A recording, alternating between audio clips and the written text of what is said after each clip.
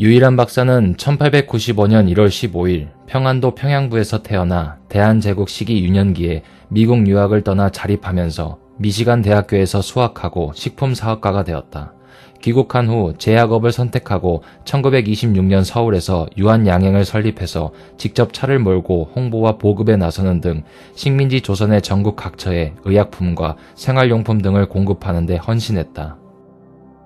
최초로 종업원 지주제를 시행하고 후생복지시설을 세우는 등 회사의 임직원에게도 복지를 챙겨주었다. 또한 조선의 독립운동에도 힘써 맹옥은 창설을 주도하고 넵코 작전에 직접 참여하는 등 재미 한인 사회에서 여러 활동을 했다. 일제기 식민지 시기에 만주, 중국, 대만, 일본 등 해외 시장까지 진출했으며 광복 후에도 계속 기업을 운영하면서 윤리 경영과 모범 납세, 국위구선, 정경유착 사절을 원칙으로 삼았고 전쟁을 거친 기업을 재건하는 수고를 겪기도 했다. 이후 이승만, 박정희 대통령 시기 정치 자금 미납에 대한 보복 조치로 세무조사를 받았으나 탈세 내역이 발견되지 않아 박정희 대통령으로부터 되려 훈장을 받기도 했다. 사법 인재를 양성하기 위해 유한공업고등학교와 유한대학교를 설립했다. 또한 보건장학회, 연세대학교를 비롯한 각종 공익재단에 여러 차례 기부를 하는 등 사회에도 많은 공헌을 했다. 그리고 말년에 회사 경영권을 가족이 아닌 사람에게 일임했으며 1971년 세상을 떠나면서 전 재산을 사회와 교육에 기증했다. 이 때문에 일제 및 독재 정권과의 결탁, 정경유착, 가족경영, 노동자 탄압, 탈세, 부정축제 등의 비판에서 완전히 자유롭지 못한 대다수의 대한민국 기업인 가운데 거의 유일하게 위인의 한 사람으로 인정받는 인물이다. 미시간 대학교 경영학 학사, 서던 캘리포니아 대학교 경영학 석사, 스탠포드 로스쿨 법학 박사라는 화려한 학력의 소유자이기도 하다. 말년에 연세대학교에서도 명예 법학 박사 학위를 받았다. 그래서 가장 자주 불리는 호칭이 유일한 박사이다. 그는 본격적인 독립운동가로서의 면모도 지니고 있었다. 그는 직장 생활을 하면서 모았던 돈으로 잘 상한다는 숙주나물의 단점을 개선한 숙주나물 통조림을 제조하는 라초이 식품회사를 설립했다. 재봉틀 장사로 자수성가한 상인 유기현과 충주 김씨 김학실 사이의 5남 3녀 중 장남으로 태어났다. 어릴 적 이름은 유일형이었다. 독실한 개신교 신자이자 당시 평양부에서 재봉틀 가게를 운영하고 있었던 아버지 유기현은 미국 감리회에서 조선인 유학생을 선발한다는 말을 듣고 1904년 당시 9살에 불과한 장남을 미국으로 유학을 보낸다. 당시 유일한의 아버지는 미국의 수도가 어디인지 몰라 그냥 그 나라 땅의 중앙이겠거니 하면서 유일한을 미국 대륙의 정중앙으로 보내게 된다. 큰 돈이 들 수도 있는 유학을 보낸 이유는 자신의 자식들이 식견을 넓혀서 민족을 위해 일하기를 바랐기 때문이었다. 유기현은 자식들을 러시아, 일본, 중국에 유학 보내서 공부하게 했다. 배에서 아버지가 환전해준 미국 돈을 잃어버린 유일한은 인솔자이자 독립운동가인 박용만의 배려로 미국 네브래스카주의 독신자 자매인 테프트 자매에게 입양되었다. 테프트 자매는 아침에 일찍 일어나 성경을 읽고 기도한 뒤 밭에서 하루 종일 일하는 성실하고 검소한 삶을 통해 기독교의 노동윤리를 실천했고 어린 유일한에게 영어를 가르쳐 미국 사회에 적응하도록 배려했다. 초등학교에 입학한 이란은 인종차별로 서러움을 겪기도 하지만 당당하게 자신의 생각을 말하는 강한 성격으로 극복해 나갔다. 1909년 유이란은 독립운동가 박용만이 독립군을 기르기 위해 만든 헤이스팅스 소년병 학교에 입학한다. 낮에는 농장에서 일하고 밤에는 공부했으며 방학 때는 신문 배달 아르바이트를 하면서 자신의 힘으로 살았다. 나중에 어른이 되었을 때는 재미교포들의 항일 집회에 참여해서 연설을 하기도 했다. 항일 경력 때문에 고향에 사업차 잠시 입국했을 때 일본 제국 경찰에게 연행당하는 수모를 겪기도 한다. 이름을 바꾼 계기도 비범하다. 중학교 시절 미국에서 신문 배달 아르바이트를 하던 도중 보급소 직원이 당시 유일형의 이름을 발음하기 어려워 제멋대로 이란이라고 불렀다. 그는 당황했지만 한국을 기억하자는 의미로 한을 떠올리고 아예 유일한으로 개명하기로 결심했다. 이에 아버지에게 편지를 보내 승낙을 구했고 이 요청을 받은 아버지는 일형의 동생들의 돌림자까지 한자로 바꾸어 버렸다. 그리고 그 시기 이후에 태어난 동생들은 처음부터 돌림자가 한이 되었다. 유이라는 고교 시절 미식 축구부에 활동을 했을 정도로 뛰어난 신체적 능력을 보유했고 고등학교를 졸업하고 난 이후에는 미시간 대학교에 입학하게 된다. 대학생 시절 부족한 학비를 벌기 위해 디트로이트에 위치한 전기 변전소에서 일했다고 한다. 1919년 3.1운동 직후 서재필이 소집한 제1차 한인의회에 참여했다. 3.1운동 소식을 접한 서재필은 만세운동에 호응하기 위해 4월 초에 공지했고 4월 13일 필라델피아에서 제1차 한인연합회의를 소집했다. 이때 유이란도 4월 13일부터 4월 15일까지 3일간 필라델피아에서 개최된 제1차 한인연합회의에 참석했다. 3일간의 제1차 한인연합회의가 끝난 뒤 바로 대한민국의 자유와 독립을 세계에 선언하고자 4월 16일에는 필라델피아에서 서재필의 주도로 열린 한인자유대회에 참석했다. 다만 이승만이나 서재필 등이 미국에 의존하는 듯한 태도를 많이 보이자 실망했다는 일화가 있다. 대학교를 졸업한 유이라는 재미 중국인 및 중국계 미국인들을 대상으로 숙주나물 사업에 뛰어들었지만 새내기 사업가를 눈여겨보는 사람이 없었다.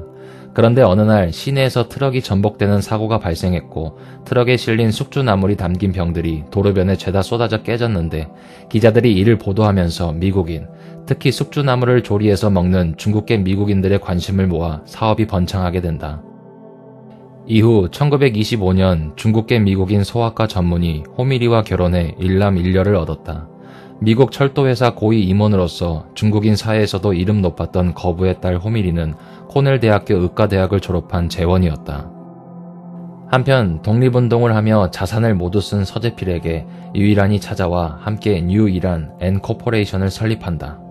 조선에 있는 세브란스 의학 전문학교장 에비슨의 기국 권유로 연희 전문학교 상과 교수 자리에 유이란의 처 호미리에게 세브란스 병원 소아과 과장 자리를 제의해 귀국하기로 한다.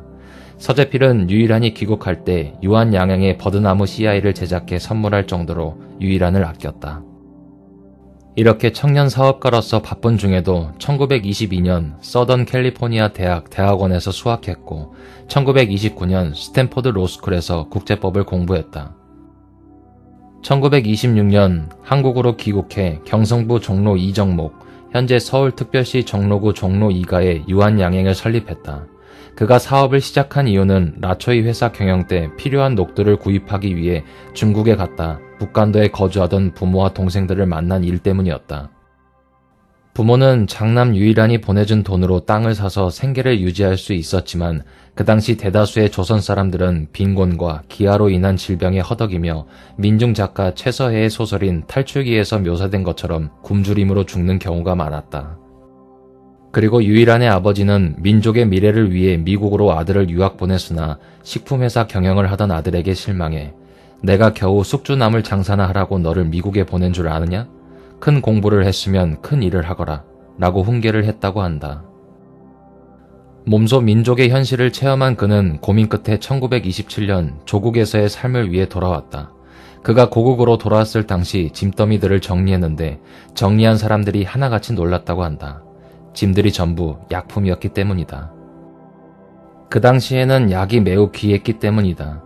유이란은 당시 한국인들의 건강 유지에 필요한 결핵약, 이전에는 미국에서 약품을 수입해서 팔던 유한양행이 1933년 처음 개발해서 판매한 제품인 진통소염제 안티프라민, 혈청 등을 판매했으며 중국계 미국인이었던 아내 호미리 여사도 중일 전쟁으로 조선의 의약품 부족이 극에 달하자 소아과 병원을 개업해서 저렴한 가격에 소아들을 치료했다. 일본이 중일 전쟁과 태평양 전쟁을 연이어 일으키면서 돈, 약품, 금속을 비롯한 모든 물건들은 물론 인력까지 공출해서 뺏어간 데다 식민지라 다른 나라와 무역도 못하게 했다.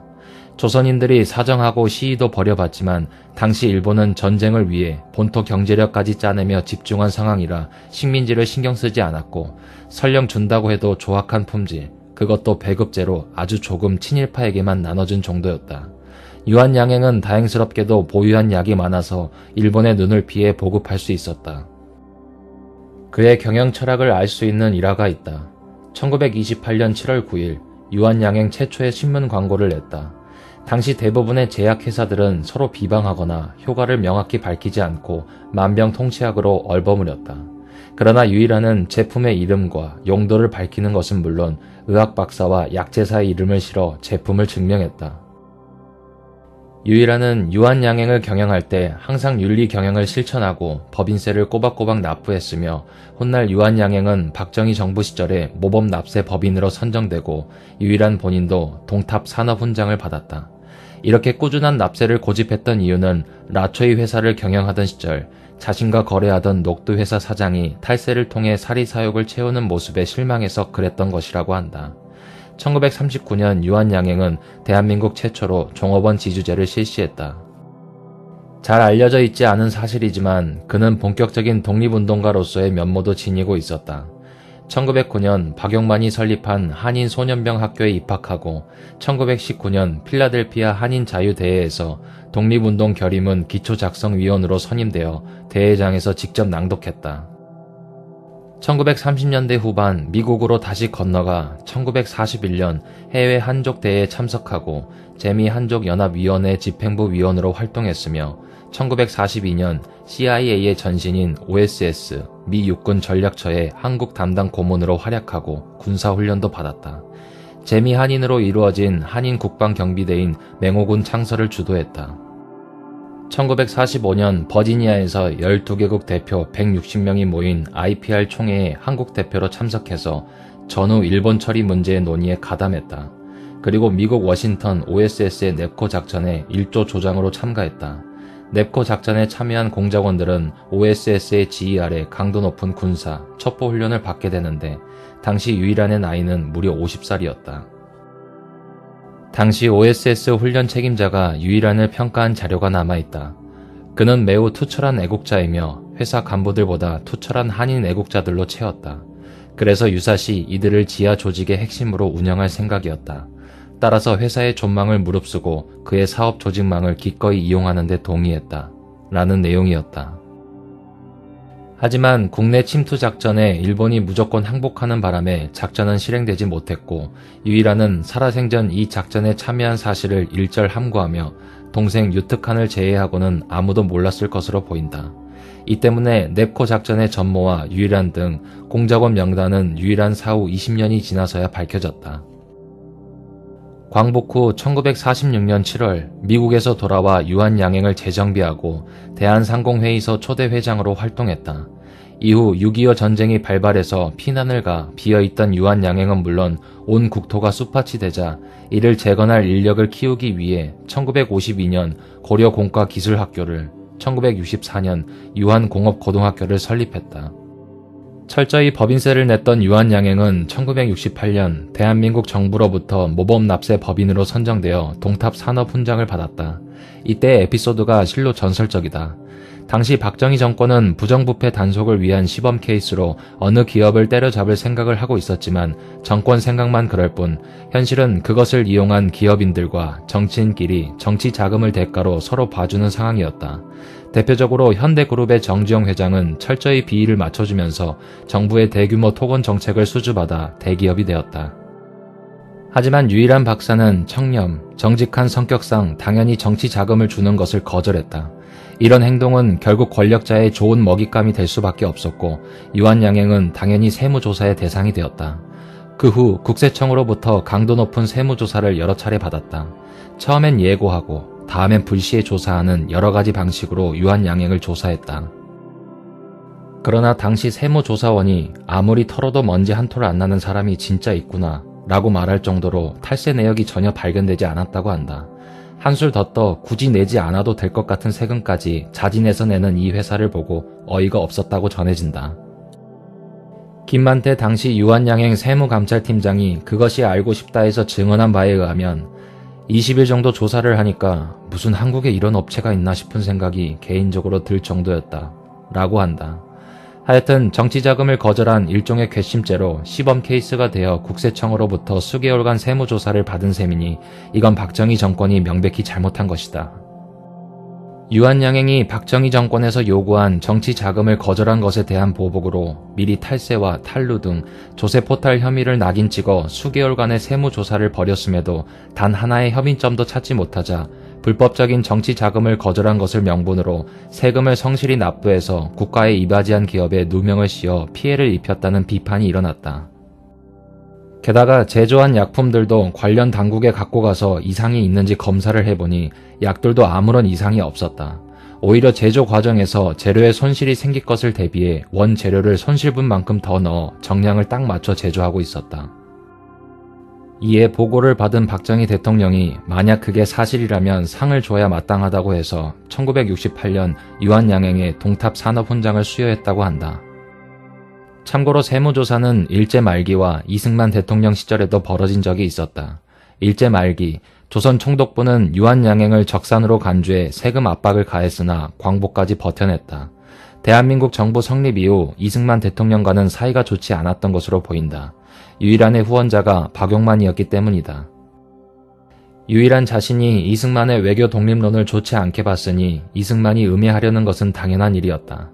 유일한의 은행 예금을 압수당하기도 했다.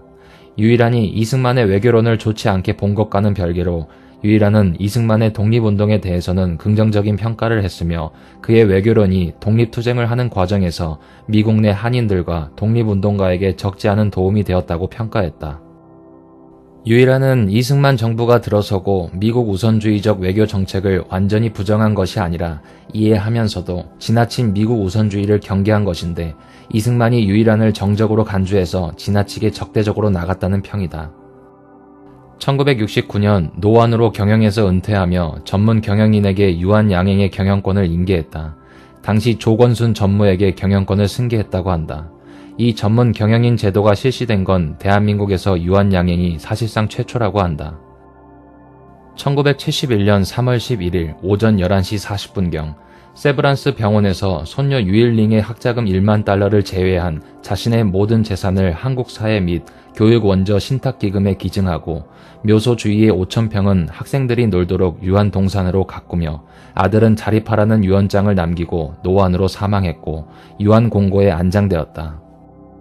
그가 기업을 경영했던 시절 지인들이 정치에 뛰어드는 게 어떻겠냐며 유일한을 찾아왔는데 그 당시에는 잘나가는 기업인들이 정치에 뛰어들기도 해서 권력을 멋대로 휘두르는 사람들이 꽤 많았다. 유일한은 정치 참여를 거절했고 국가, 국민을 위해 봉사하겠다는 제스처를 취했다고 한다.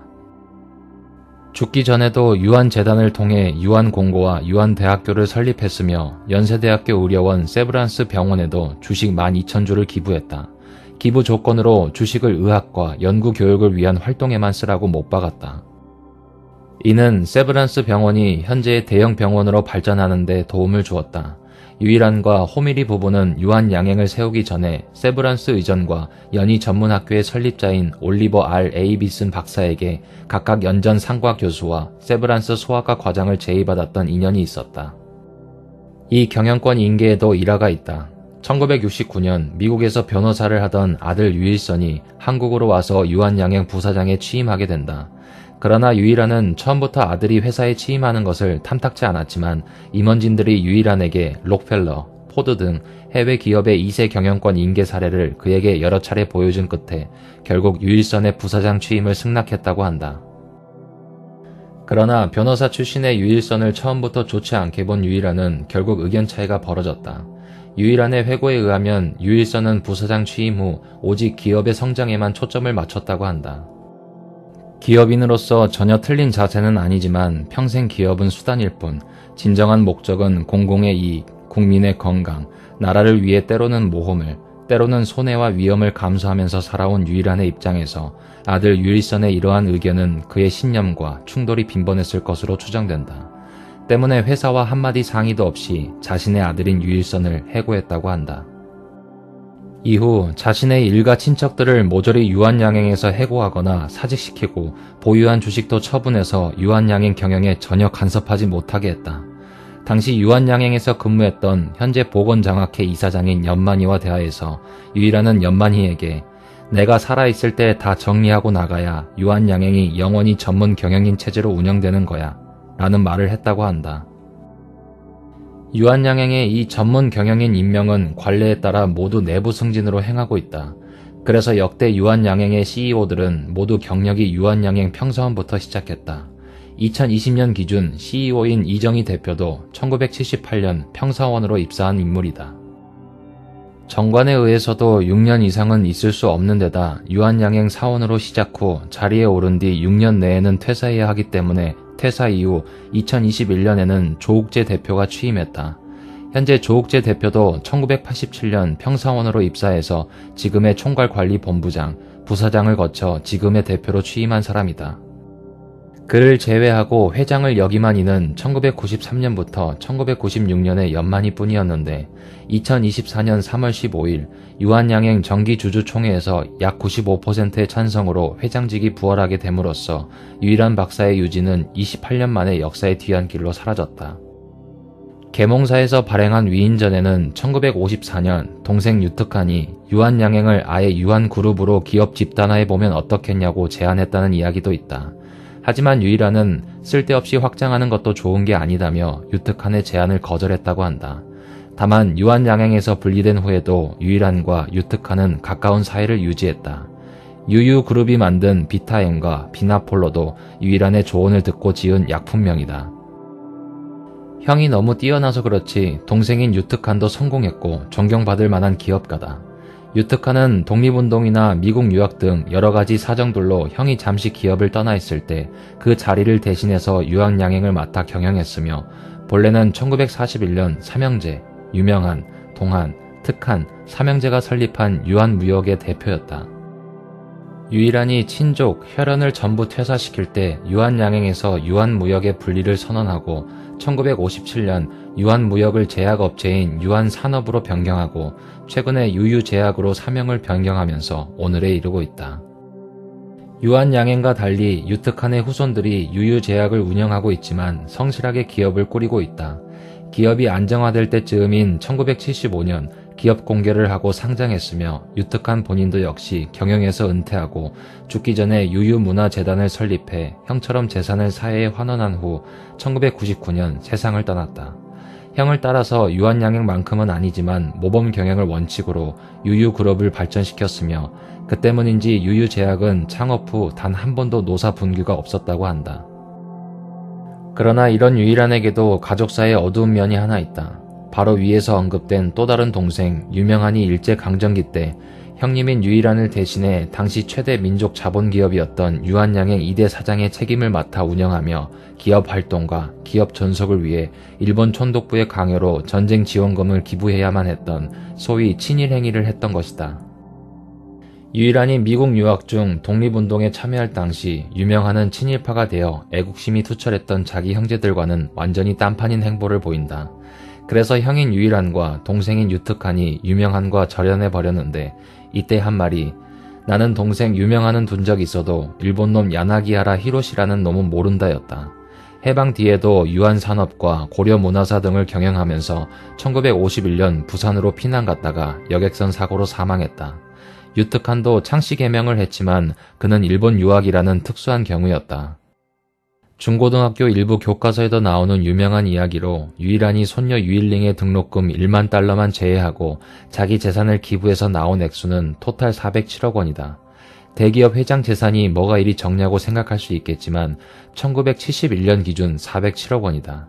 2021년 기준으로 7,900억 원에 달하는 거금이다. 잘 알려지지 않은 사실이지만 더 감동적인 건 유일링의 아버지인 유일선은 이 재산마저 거부하려고 했다. 유일선이 아버님께서 대학까지 졸업시켰으니 앞으로는 자립해서 살아가거라 라고 유언하셨는데 만약 제가 손녀의 학자금 명목이라는 이유로 1만 달러를 받으면 세상이 저를 욕하지 않겠습니까? 라고 했다. 이렇게 받은 딸의 등록금도 그나마 반만 쓰고 남은 돈 전부를 사회에 환원했다. 유족들은 유일한의 결정을 전혀 원망하거나 서운해하지 않았고 오히려 그 정도를 가족 몫으로 주겠다고 한 사실에 놀랐다고 한다. 또한 딸 유제라에게는 유한공고 내에 있는 묘지 주변의 땅을 상속하긴 했는데 이는 땅을 유한동산, 즉 공원으로 만들어서 학생들이 자유롭게 이용할 수 있도록 하라는 뜻이었다. 그리고 유제라 본인도 1991년 미국에서 죽기 전 모든 재산을 유한재단 측에 기부했다. 유제라의 묘소도 이곳에 안치되어 있다. 유일한의 손녀이자 현재 유한학원 이사인 유일링은 미국 예일대학교 경영대학원을 졸업하고 유한양행에서 무급으로 영어회화를 가르치기도 했다. 유한양행을 경영 중이던 일제강점기 때 당시 영업 담당을 맡고 있던 전항섭이라는 사람이 만주시장 조사 후 만주에서 헤로인, 모르핀, 아편이나 암페타민 계열의 마약류의 거래가 많은 것을 보고 유일한 박사에게 유한양행도 마약 중독자가 많으니 마약류를 섞어서 많이 판매할 것을 제안하자 그는 국민들에게 어쩌자고 무서운 약을 먹이려 하냐며 큰소리치며 단번에 거절했고 전항섭은 그 즉시 해고당할 뻔했다가 자기 발언에 대해 사죄한 뒤 간신히 영업 담당에 머물렀다고 한다. 또 다른 일화가 있다. 국민들의 비타민 섭취를 걱정한 유일한은 당시 비타민 영양제를 개발하고 있었는데 1961년 동아제약이 바카스를 출시하면서 공전의 히트를 치자 다른 제약업체도 따라서 드링크제를 만들기 시작했고 결국 유한양행은 제약업계 1위 자리를 내주게 되었다. 이 때문에 주주총회에서 유일한 회장에게 우리 회사도 드링크제를 만들어서 팔아야 되지 않겠느냐 라고 그에게 의견을 제시했지만 유일한은 설탕물 같은 드링크제를 약이라고 속여 팔란 말인가 라는 말로 주주들의 의견을 기각했다고 한다. 당시 바카스에는 카페인, 타우린, 비타민 성분이 첨가되어 금방 피로가 싹 가시게 하는 기분이 들어 인기를 끌었는데 유일한은 이 바카스를 포함한 모든 드링크제는 인체의 전반적인 에너지를 향상시키는 게 아닌 순간적으로 활력이 솟는 느낌만 주는 제품 같다라고 생각해서 드링크제 개발을 안 했다고 한다. 이러한 일이 있은 후 출시된 제품이 지금도 국민들에게 잘 알려진 비타민 영양제 비콤씨다.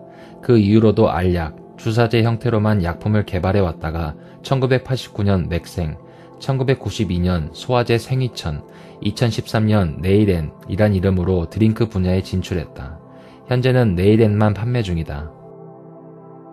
여러 위인전을 살펴보면 유일한은 약품 제조에 필요한 원료들의 품질을 살펴보면서 어떤 것을 이용할지를 정했고 비타민제에 필요한 원료가 모두 떨어지자 해당 생산 라인을 원료 수급이 완료되기 전까지 가동 중단했다고 한다. 원래 생산 라인이라는 게 구조상 생산 도중에 정지를 시키면 무조건 회사에 손해가 나기 마련이고 그 원료가 떨어져도 해당 약에 미미하게 영향을 주는 정도밖에 되지 않는데도 바로 중단해버린 것이다. 그만큼 사용자의 보건과 안전을 생각했고 그렇기에 세무조사 때 검사 당국에서 유한양행의 약들을 샘플로 검사해 보아도 아무런 이상이 없었던 것이다. 유한양행 설립 후 자기 회사의 약이 필요할 때마다 자신이 설립한 회사의 약임에도 불구하고 일일이 자기 돈을 내고 약을 사 먹었으며 약을 사려고 가격을 물어보는 중에 사장님이라 그냥 가져가셔도 된다고 말하는 종업원을 혼낸 일화가 있다. 양화대교의 건설과 얽힌 이야기가 있다. 양화대교를 건설하고 다리와 직결하는 도로를 만들기 위해 토지를 매입하는 과정에서 가격 문제로 토지를 싸게 매입하려는 정부와 비싸게 매각하려는 지주들 간의 실랑이가 있었다.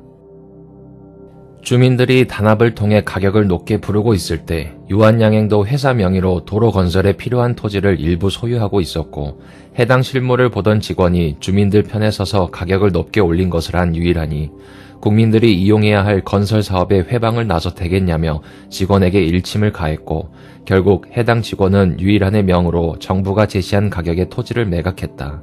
이로 인해 다른 지주들도 비슷한 가격의 토지를 매각했다고 한다. 유한양행 초창기에 신경 썼던 부분이 약품의 케이스였다. 일제강점기 시절 기차역도 없는 도시와 왕래가 어려운 지역에서 의약품을 받기를 원하는 곳이 많았고 이 때문에 선로 옆에서 받을 수 있도록 열차에서 던지더라도 깨지지 않는 병과 케이스를 고안하는 데 신경을 많이 썼다고 한다. 라초의 식품회사를 운영했을 때도 숙주나무를 저장할 수 있는 통조림을 고안한 것과 비슷한 케이스이다. 여러모로 미국에서 회사 운영 경험이 아이디어가 된 셈이다.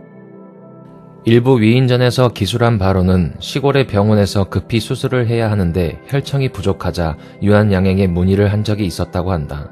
하지만 이 시골이 워낙 깡촌이라서 철도역은 있지만 비정차 철도역이라 짐을 내려놓는 게 불가능했고 유일한 박사가 혈청을 깨지지 않도록 단단히 포장해서 기관사에게 땡땡역에 환자가 있는데 혈청이 꼭 필요하다. 땡땡역을 지날 때 던져달라고 부탁했다는 일화가 실려있다.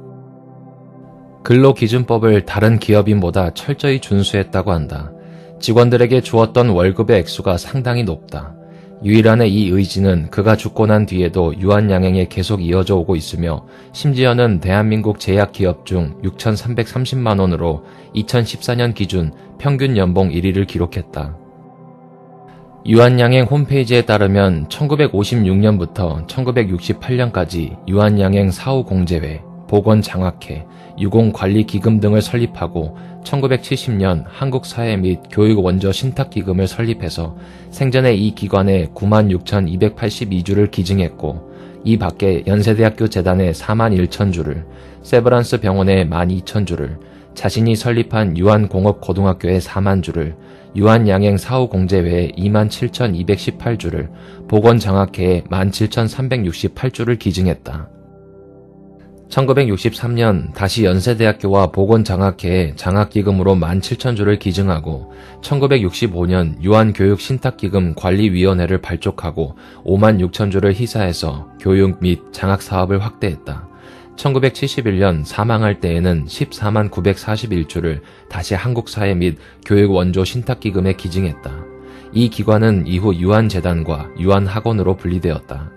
타계할 때까지 각종 공익재단에 기증한 개인 주식은 유한양행 총 주식의 40%에 이른다고 한다. 세금 납부에 대해 소방관들에게 불을 꺼달라고 할 권리는 이들을 운영해야 할 금액을 지불하는 의무에서 시작된다며 탈세하지 말 것이 조선기가 지은 평전에 기록되어 있다. 유한양행에서 국세청에 세금 신고를 하는 직원이 날짜를 착각했다가 뒤늦게 신고를 해서 벌금을 피할 수 없었던 일이 있었다고 한다. 헌데 매번 기한을 지키던 유한양행이 늦는 것을 의아하게 여긴 국세청 직원이 기다려줘서 세금 납부를 잘 마쳤다고 한다. 이 이야기를 전해 들은 유일한은 매번 제 날짜에 법인세를 신고해왔다는 것을 기특하게 여겨 해당 직원에게 보너스보다 더 큰 위로금과 상여금을 직접 전달했다. 2015년 1월 10일 SBS 그것이 알고 싶다 969회에서 땅콩 회항 등의 갑질 사태를 다루는 말미에 유일한의 유언장과 털어도 먼지 안 나던 세무조사 일화를 소개했다. 사실 제작진은 유일한의 가족을 직접 만나려고 유한양행에 연락해 보았지만 유일한의 자손들이 어찌나 회사와 관계를 맺지 않았는지 사측은 아예 그들의 연락처도 몰랐다는 답변이 돌아왔다. 이들은 유일한 박사의 추모 행사나 혹은 유한재단에서 여는 시상식에 아주 가끔 참석하는 정도라고 한다. 딸인 유제라 여사의 경우 자식을 남기지 않고 사망했고 아들인 유일선 변호사는 미국으로 건너가 다시 변호사 생활을 했으며 그의 딸인 유일링이 그나마 가끔 유한학원 이사로서 한국에 1년에 한 번꼴로 이사회에 참석하는 정도가 전부라 한다. 하필 이날 방송에 나온 작자들이 백화점 진상 모녀라든지 조연아라든지 김승현과 그 아들이라든지 해서 유일한과 더 비교된 상황이었다. 덕분에 그것이 알고 싶다가 방송된 토요일 자정부터 일요일 하루 내내 포털 검색어에 유한양행과 유일한이 실검 순위에 오르는 기염을 토했다. 회사 이름인 유한양행의 양행이 올바른 행동이란 뜻이다라는 설이 있는데 바른 행동은 량행이고 유한양행의 양행은 양행으로서 외국과의 무역 거래를 중심으로 하는 기업이라는 뜻의 한자어로 같은 단어가 아니다. 그의 생애와 행보를 보면 의외의 일이긴 하나 작곡가 안익태와 친분이 있었다고 하며 윤치호의 아들과는 대학 동기였다고 한다. 그래서 유일한이 안익태와 윤치호에게서 일정한 영향을 받지 않았을까라는 추측도 가능하다. 그러나 유일한의 생애를 본다면 이들에게 영향을 받았다고 해도 제한적이었을 것이라는 추측도 가능하다. 실제로 이들이 친일파로 돌아서자 크게 실망했다고 한다. 소설 대지로 노벨 문학상을 수상한 작가 펄벅과 친분이 있다. 그녀의 작품에 김일환이라는 이름을 가진 인물이 등장하는데 유일한의 이름을 빌린 것이다. 또 1964년 한국 고아와 혼혈 아들의 입양을 주선하던 한국 펄벅 재단이 건립되었는데 경기도 부천시 신곡 본동에 위치해 있다. 펄벅 여사 기념관이라고도 칭한다. 그 터는 이전 유한양행의 소사 공장이 있던 자리로 생전 두 사람의 친분이 어떠했는가를 알 수 있는 대목이다. 이와 비슷하게 동생 유특하는 유명 건축가 김중업과의 인연이 두터운 편으로 후에 김중업이 설계한 안양공장터는 김중업 박물관이 세워지게 된다. 공교롭게도 그 자리가 안양의 어원이 되는 안양사가 있던 자리로 확인된 덕에 형에 비해서는 개인 자체적으로 덜 유명하지만 형을 비롯한 혈연과 인맥이 국내외적으로 월등하다라는 평을 내릴 수 있다. 경기도 부천시 중앙공원에는 유일한을 기리는 동상이 있으며 부천시에서 경인로 유한대학교 일대 구간에 유일한로라는 별칭을 부여하기도 했으며 캠퍼스 내에 유일한의 이름을 딴 기념관도 있다.